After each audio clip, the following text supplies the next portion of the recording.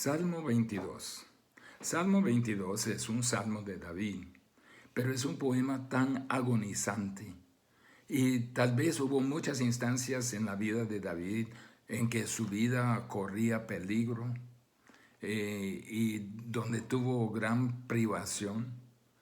Y aunque tuvo un ojo a su propia condición, fue llevado por el Espíritu Santo para escribir pasajes tan proféticos más allá de sí mismo, más bien de Jesucristo, a quien solo se le aplica esas palabras y con quien concuerdan estas palabras.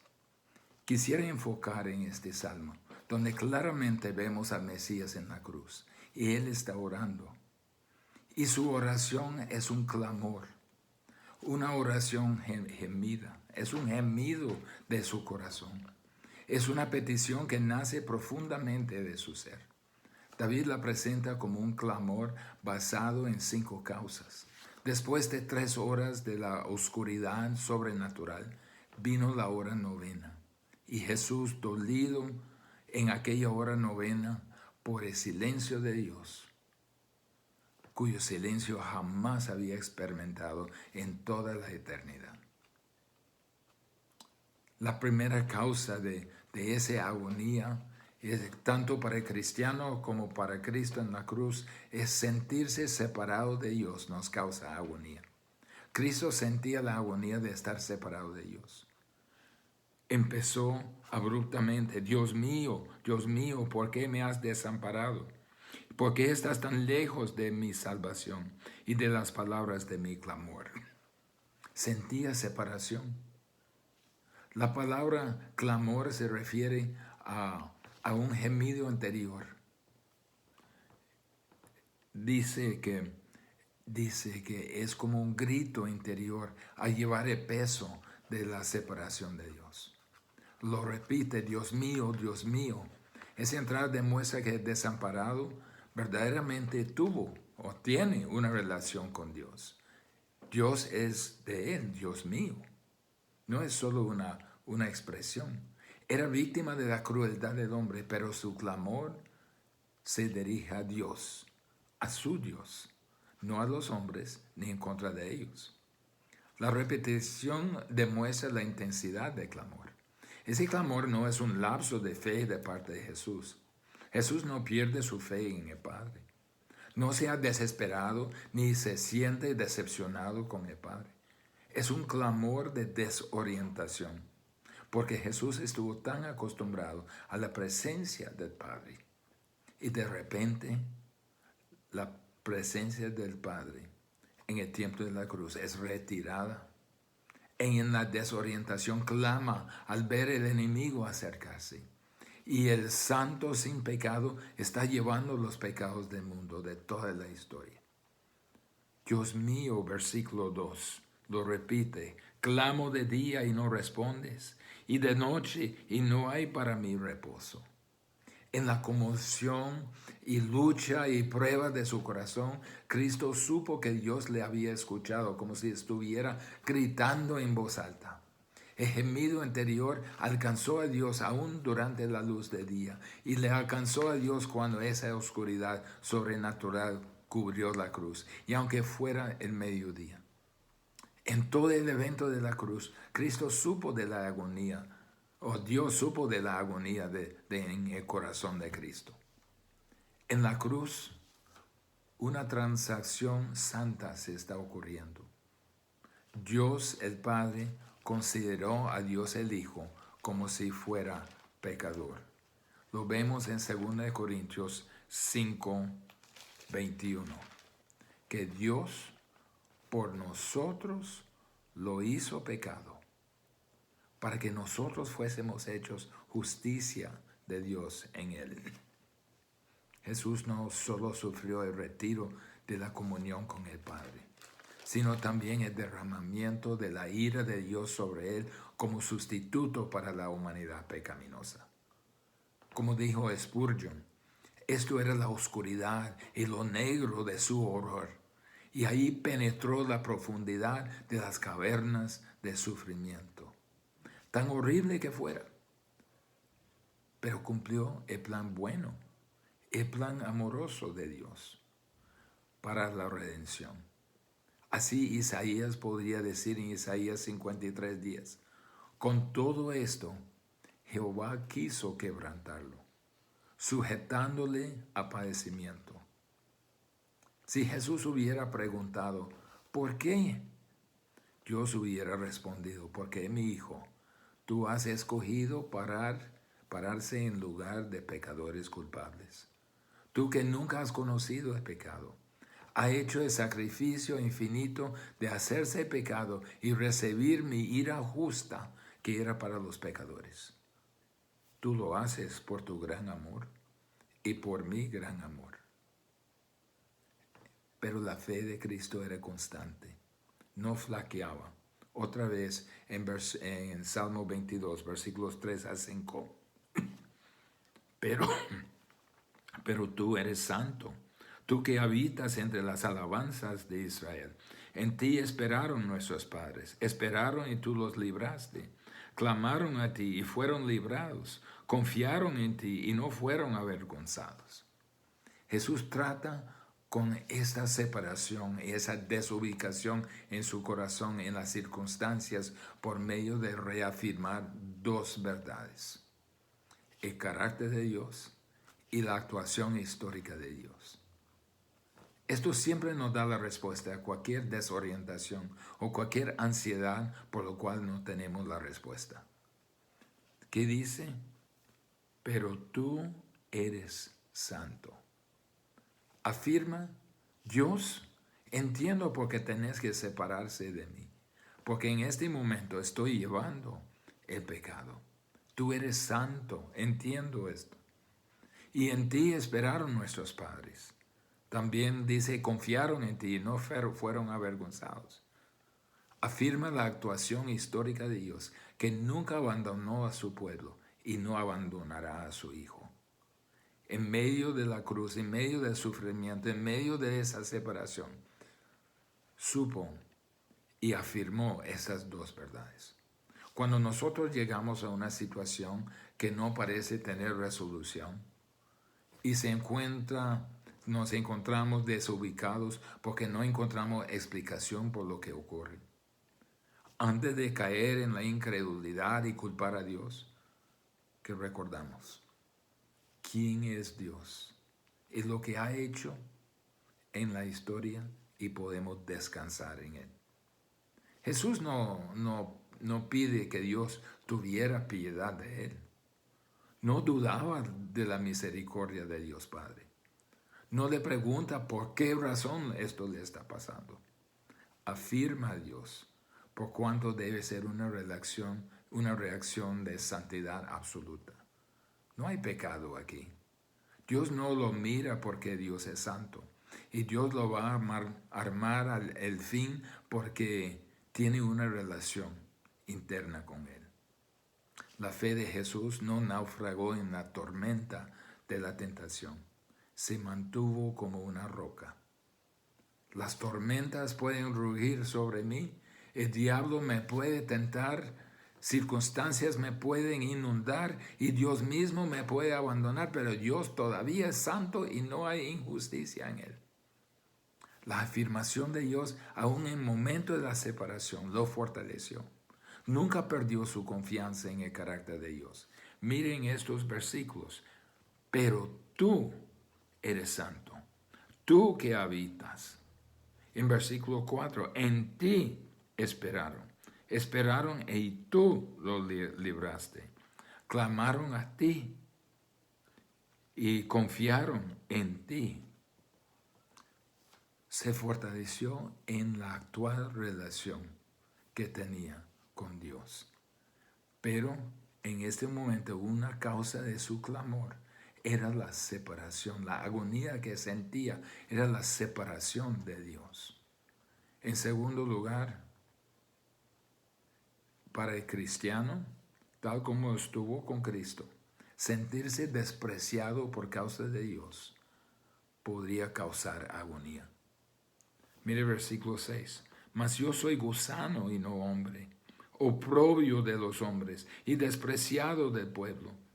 Todo lo que me ven me escarnecen, estiran la boca, manean la cabeza, diciendo, se encomendó a Jehová, líbrele él, sálvale, puesto que en él se complacía. Mas soy gusano y no hombre, oprobio de los hombres y despreciado del pueblo. ¿De veras? ¿Un gusano? ¿Menos de un humano? ¿El Hijo de Dios? ¿Despreciado? ¿Oprobio? Mire, Isaías 52 nos da una vista a esa situación. 52, versículo 14.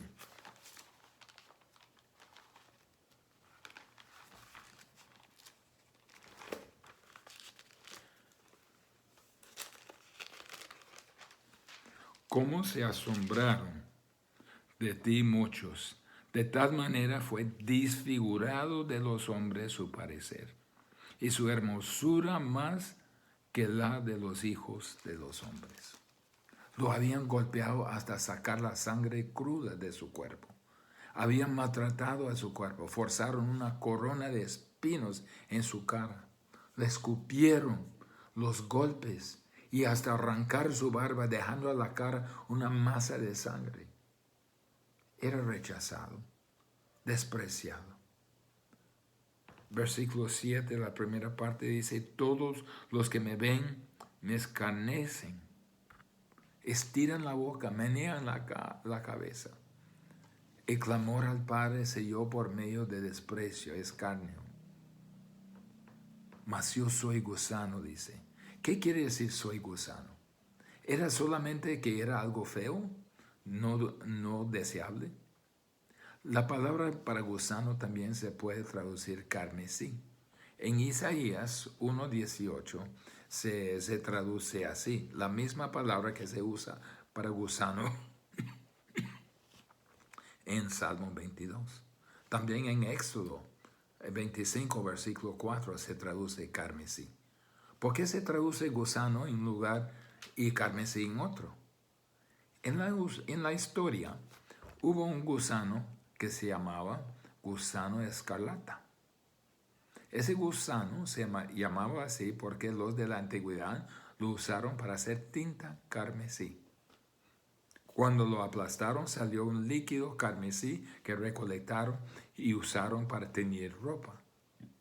Jesús, en un sentido, se hizo ese gusano escarlata. A dar su vida, derramó su sangre, que se hizo fuente de cambiar, no el color de una ropa, sino el destino eterno de quien cree. Era gusano, pero no en el sentido que pensábamos. Versículo 8 de Salmo 22. Se encomendó a Jehová, líbrele él, sálvale puesto que en él se complacía. Escarnio mostraba una premisa falsa. Creyeron que Dios existía para nuestra conveniencia y que si Cristo verdaderamente conocía a Dios, solo tenía que llamarlo y Dios apareció como una lámpara de Aladino y aparecía para atender la necesidad de Cristo.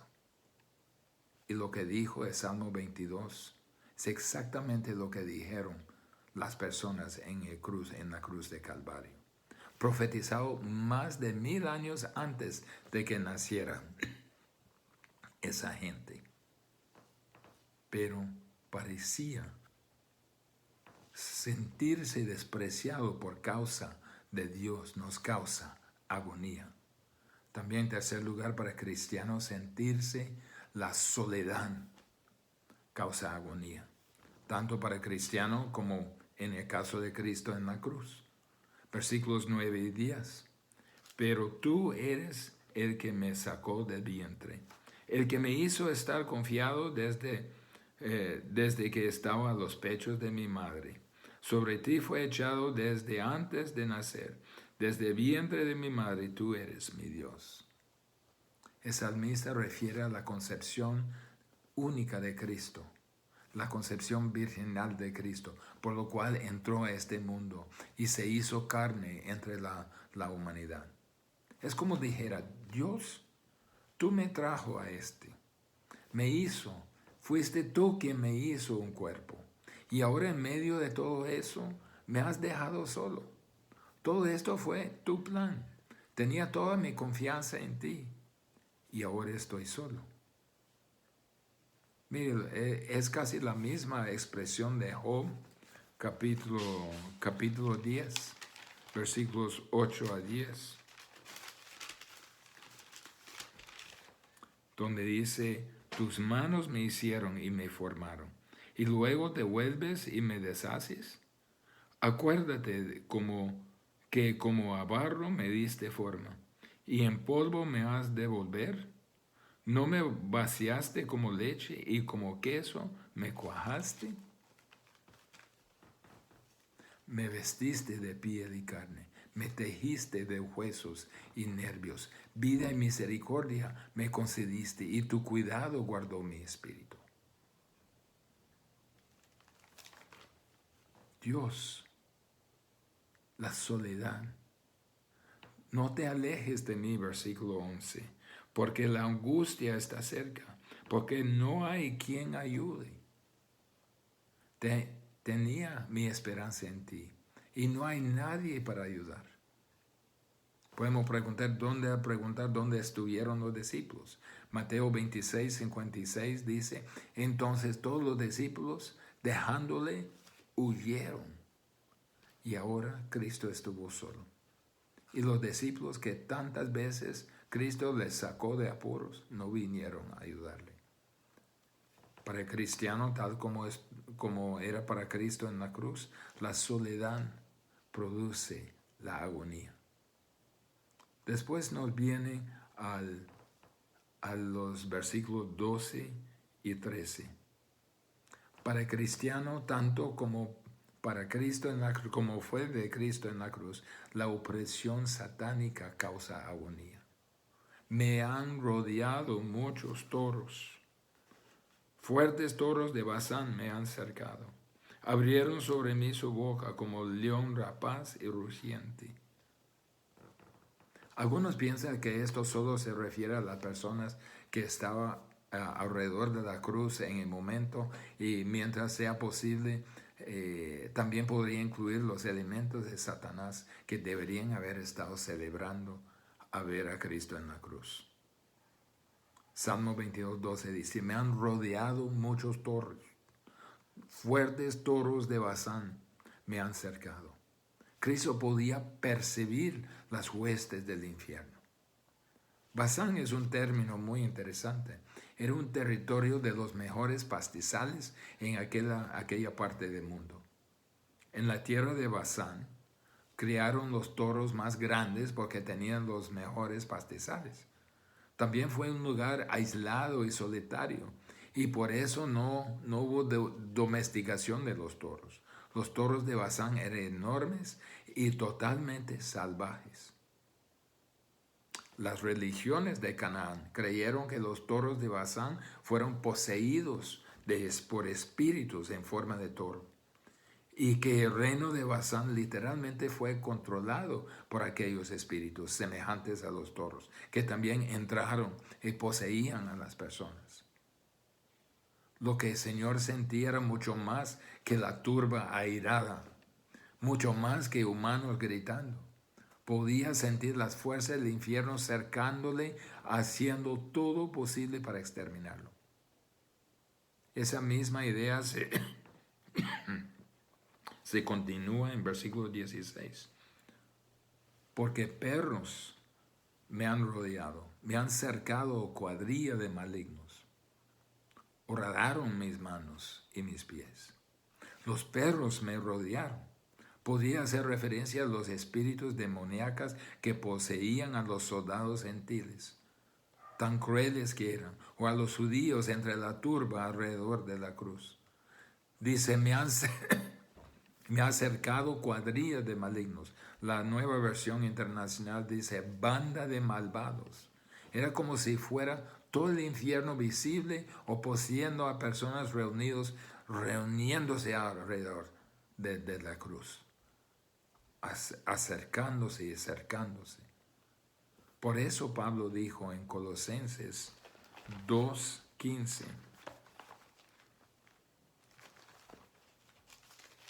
despojando lo que Cristo hizo, despojando a los principados y a las potestades, los exhibió públicamente, triunfando sobre ellos en la cruz. Cristo triunfó sobre las huestes de demonios. Lo exhibió su victoria sobre ellos abiertamente y públicamente en la cruz. Hebreos 2:14. Él también participó de lo mismo, para destruir por medio de la muerte al que tenía el imperio de la muerte, esto es, el diablo. Mientras Satanás y todas sus huestes pensaron que eso era su día, en aquel momento el Mesías estaba hiriendo la cabeza de serpiente de Génesis 3:15, aplastando a Satanás. Para el cristiano, igual a como fuera para Cristo en la cruz, la opresión satánica causa agonía. Pero en quinto lugar, para el cristiano, tanto como fuera para Cristo en la cruz, el sufrimiento físico causa agonía. Vamos al Salmo 22, 14 y 15. He sido derramado como aguas, y todos mis huesos se desconectaron. Mi corazón fue como cera, derritiéndose en medio de mis entrañas. Como un tiesto se secó mi vigor, y mi lengua se pegó a mi paladar. Y me has puesto en el polvo de la muerte. Clamó a Dios por la tremenda angustia, por el sufrimiento de su sufrimiento físico. Era un tremendo sufrimiento físico. David aquí describe tan gráficamente el proceso de crucifixión, aunque no era conocido en su tiempo. Mire lo que dice. He sido derramado como aguas. La idea es que los fluidos del cuerpo se están secando y dejando de funcionar. Todos mis huesos se desconectaron. En la crucifixión el cuerpo estuvo suspendido de 4 heridas grandes, 2 en las manos o en algunos casos en el antebrazo, 2 en los pies. El cuerpo se cuelga en la cruz de la manera que el cuerpo se colapsara con su peso, causando que las coyunturas se zafaron, comprimiendo y sofocando los órganos internos lentamente, comprimiendo el espacio de los órganos internos. Dice, mi corazón fue como cera. El corazón empieza a fallar por no contar con ni la sangre ni el espacio para bombear. Como un tiesto, ese es como una teja quebrada. Se secó mi vigor. Su fuerza era como un pedacito de alfarería que botaría en la clima árida y el fuerte sol se seca, se raja y se quiebra. Su fuerza se sentía quebradizo.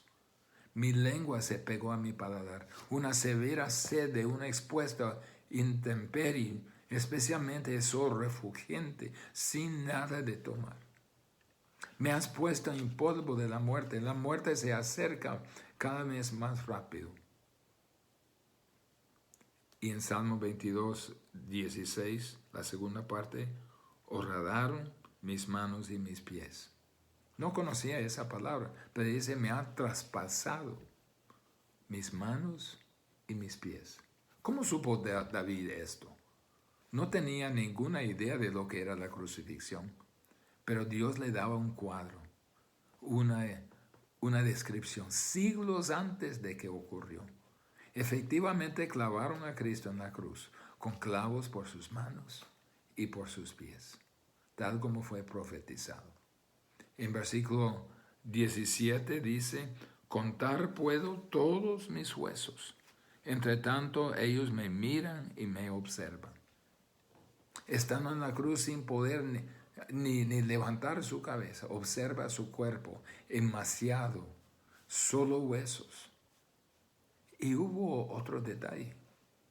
David examinó las heridas y entendió que no tenía ningún hueso quebrado. Eso era importante por cuanto Cristo era el Cordero de Dios, ¿se acuerdan? Simbolizado por el Cordero de la Pascua que no podía tener ningún hueso quebrado. Cristo era el perfecto Cordero de Dios. Y Juan lo observa en Juan 19:36. Porque estas cosas sucedieron para que se cumpliese la Escritura. No será quebrado hueso. Mire la descripción del sufrimiento físico que estaba agonizando a Cristo, que le causaba la agonía. Pero también hubo otro aspecto de sufrimiento emocional. La segunda parte del versículo 17. Entre tanto, ellos me miran y me observan. Ahí estaba expuesto a todo el mundo. Lo probable es, aún lo crucificaron desnudo para avergonzarlo más y añadir a su sufrimiento. Todo el mundo mirando su vergüenza, considerando vergonzoso al maravilloso Hijo de Dios. Y en versículo 18, repartieron entre sí mis vestidos y sobre mi ropa echaron suertes. A los soldados, el crucificado era menos que un hombre. Era un criminal y no le dieron ninguna consideración, ninguna dignidad en su muerte. Repartieron como premio sus pertenencias entre ellos. Y como la capa era de una sola pieza, echaron suertes para ver a quién le caería. No conocieron la profecía esta, pero lo cumplieron a cabal. De estos 5 elementos que eran la causa del clamor de Jesús, de ese clamor vino el Padre. Vino al Padre. La oración viene a su clímax en versículos 19 a 21. Mas tú, Jehová, no te alejes, fortaleza mía, apresúrate a socorrerme. Libra de la espada mi alma, el poder de perro mi vida. Sálvame de la boca del león. Está clamando al Padre. Y luego la última línea, y líbrame de los cuernos de los búfalos. Si uno ve la traducción y la gramática, le da otro significado importante, un detalle que no podemos pasar por alto. Significa, tú me escuchas en los cuernos de los búfalos salvajes. Está declarando que en el último momento, cuando pudiera ser rescatado, a punto de estar corneado por los búfalos, me has escuchado. Afirma que Dios ha escuchado, que lo ha oído, y esto era suficiente. Todo estaba bien. El clamor termina con este clímax del versículo 21. Pero en versículo 22 empieza la alabanza. Por eso lo incluyeron en los cantos de alabanza del libro 1 de los Salmos. Anunciaré tu nombre a mis hermanos, dice el versículo 22. En medio de la congregación te alabaré. Todo ese del dolor de la primera parte y de repente toda esa alabanza. Algo debería haber pasado entre el versículo 21 y 22. Cristo murió y resucitó. Era la resurrección. Anunciaré tu nombre a mis hermanos. ¿A dónde fue después de la resurrección? Fue a reunirse con sus hermanos. Era vivo de nuevo, por eso la alabanza. Levanta la alabanza en la congregación. Dios cumplió. En medio de la congregación te alabaré. Y después, versículos 23 a 25, continúa creciendo esta alabanza a Dios. Los que teméis a Jehová, alabadle, glorificadle, descendencia de todo Jacob, y temedle vosotros, descendencia de todo Israel.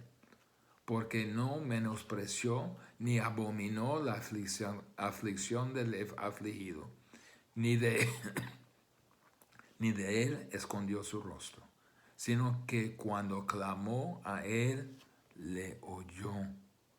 De ti será mi alabanza en la gran congregación. Mis votos pagaré delante de los que le temen. Vemos la alabanza que nació después de sufrimiento, después de la agonía. Dios ha sido fiel y es fiel. Y empezando en versículo 26, Dios por medio del salmista David habla de una simiente redimida. Leamos esta promesa de la simiente redimida. Comerán los humildes, dice, y serán saciados. Alabarán a Jehová los que le buscan. Vivirá vuestro corazón para siempre. Se acordarán, se volverán a Jehová todos los confines de la tierra, y todas las familias de las naciones adorarán delante de ti. Porque de Jehová es el reino, y él regirá las naciones. Comerán y adorarán todos los poderosos de la tierra. Se postrarán delante de él todos los que descienden al polvo. Y aun él que no puede conservar la vida a su propia alma, la posteridad le servirá. Eso será contado de Jehová hasta la postrera generación.